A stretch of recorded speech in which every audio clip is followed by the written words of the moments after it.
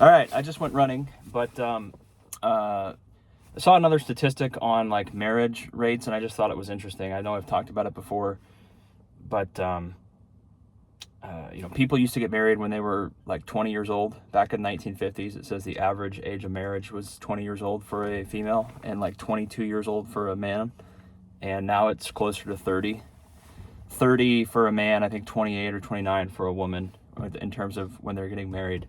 And a lot of people just aren't getting married at all. So, um, you know, it's funny because I think if people were to get married again and kind of like join forces, I think it would probably be beneficial.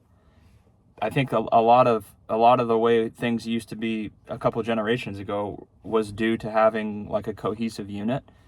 And I absolutely agree that like men were making a lot more money back then because there wasn't a lot of opportunity for women in terms of working. But now we have like a increased amount of people that are working in this country, and it seems to have driven the wages, downward. So now you have like both people working, both men and women are working, and individually they can't really do it on their own. Like they can't really afford uh, a medium price home with an average income. You're not really going to be able to swing that. If you were married and both people were working, I think you could probably make it work in right now, even with relatively high interest rates. I think if you're making $200,000 a year combined, like each person's making $100,000, or even a little bit less, if you live in a lower cost of living area, you could probably swing it and make it work. Problem is if you're like a single person and you're not married and you're trying to compete with people that are married and are working potentially multiple jobs and are saving on expenses because they live together, you're going to have a hard time really owning anything. And there's way more single people now than there was back in like the 1950s or 60s. So affordability is tough. There are they don't build houses kind of the same way now. They used to build them a lot more simple and basic and 3-bed, 2-bath, 3-bed, 1-bath sort of homes, 1,200 square feet. And now they cater to more of the upper end clientele. So it makes sense from the company's perspective or the home builder. They're trying to make money, and it makes more sense for them to build maybe a lesser amount of homes, but to a richer clientele because they make more money on each home. That is a problem, though, because there's just not enough inventory for people that want a home anymore. And if you're a single person and you make, an average or a median income, it's just going to be tough because you don't have that second income, and a lot of your income is going to go towards living expenses. So I think if we went back to that, it would be beneficial because I think both people would benefit. If you're it's similar to having like multiple roommates. You lower your expenses. You guys are both working. In marriage, you're both kind of working together, taking care of the responsibilities, both potentially working, saving money, saving for a house, potentially investing, whatever. And when you don't have that, each person maybe lives in an apartment and they just have less disposable income or less savings because they're forced to use a lot of their money on just the necessities of life. So, the houses have become more fancy, and even the apartments have become more fancy than they were 50, 60, 70 years ago. And now people really aren't, people still get married. People still get married somewhat young. I mean, some of them do. But there's a lot more people that are just individuals on their own. And when you're an individual, and even if you make good money as an individual, if you make $150,000, $200,000 a year, like where I'm from, you're not going to be able to afford a house at any time soon, or really have a lot of savings, because a lot of your income is going to go to tax and having an apartment potentially, and car insurance and car payment. Even if you just own your car, there's still costs associated with just owning a car and food, and so there's not a ton left. And when the house prices go up, 7-8%, 10% a year on a $1.5 million house or on an $800,000 house, the house is kind of pricing you out, right? So it makes sense why people have gone away from marriage. I think the whole thing with feminism pushed women to, they gave them their independence. If they wanted to completely be independent, they could, and they could do whatever they wanted to. They didn't need to be reliant upon men in terms of financially. So that is a positive.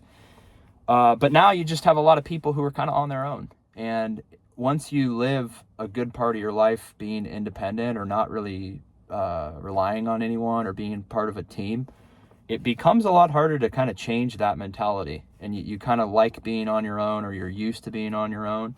And change is difficult for anyone, no matter how old you are. If you're doing something new or different, it's going to be kind of a change and a shock to you. And you just have a lot of people that don't, they're very picky. They're very picky, regardless if it's men or women. They are very, hyper critical about who they want to be with or who they want to even entertain. And so that kind of limits the pool as well. It is what it is. Again, I think it would be better if people kind of got together while they were still in their mid-20s, probably. Because I think once you get to 30, it just becomes harder for it to happen. And, financially, you're further behind because you haven't been working together with someone. But what people did a couple generations ago in terms of like buying a house at 21 or 22 years old, even if you take people in today's world, let's say that you had people that were dating in high school and then they went to the same college and they got married while they were in college. If they were 22 years old or 23 years old and they're both a man and a woman, how are they going to afford a house? People back then were buying houses when they were in their 20s, early 20s. If you're 22 years old, like today, and maybe you're in college or maybe you're not in college, but you're just fresh into the labor market, unless you have a big inheritance or financial support from your parents and they're basically just going to buy you a house, how are those people going to buy a home? How are they going to afford a home? It's going to take 5+ years of diligent saving, I would say, to save up enough, money to have a down payment, potentially get kind of a little bit out of debt if you went to college and you have some debt, afford a relatively reliable car and just kind of get your foundation set. And if those people are not together and you're just kind of single in your 20s and you don't have another person working that you're joining finances with, it's going to be even harder because a larger percentage of your money has to just go towards paying your essentials, your rent, and just the basic cost of living. So that's kind of where it's at. It is what it is. That's why you've seen, the average first-time home buyer now is basically a middle-aged person. They're almost 40 years old now for the average first-time home buyer. It used to be, closer to 20 or 25 years old. And now it's 36, 37 years old for the average first-time home buyer. And the average home buyer, so someone that's just buying a house, it doesn't necessarily mean it's their first house. It's like closer to 60 years old. It's like 55 to 60 years old, I think, was the age where people are buying like a second house or just home transactions in general. The average age of a home buyer is like someone that's close to 60 years old. So it skews older. And, you guys let me know what you think on it. But again, like I've said in other videos, if younger people don't have like a relatively smooth trajectory into having a start, just like a modest shot at a family and affordability being somewhat reasonable, you see we're getting what happens. People kind of delay making big decisions. They're scared that they're not going to have enough money. They're scared that they're not going to be able to afford a house. And many of them can't, even if they wanted to.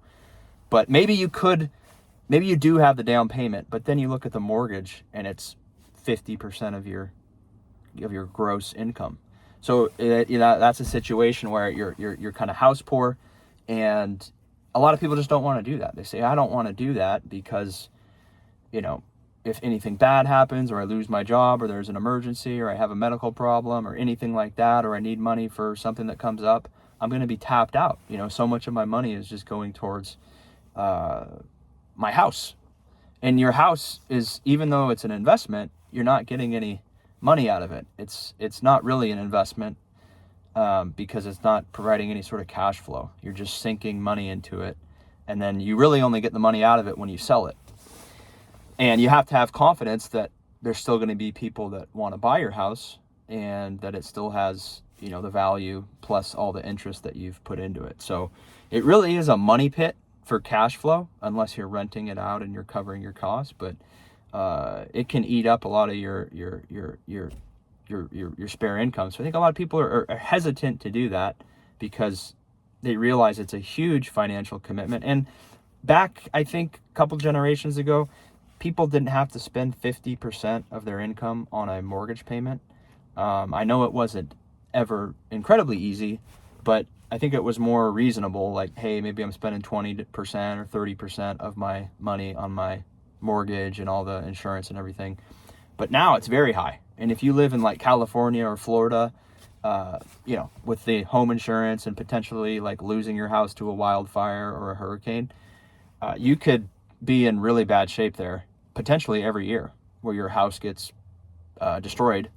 And who knows if you're really covered, or how long the process is going to take, where you're going to live in the meantime, dealing with the insurance company. A lot of people just don't want to do that.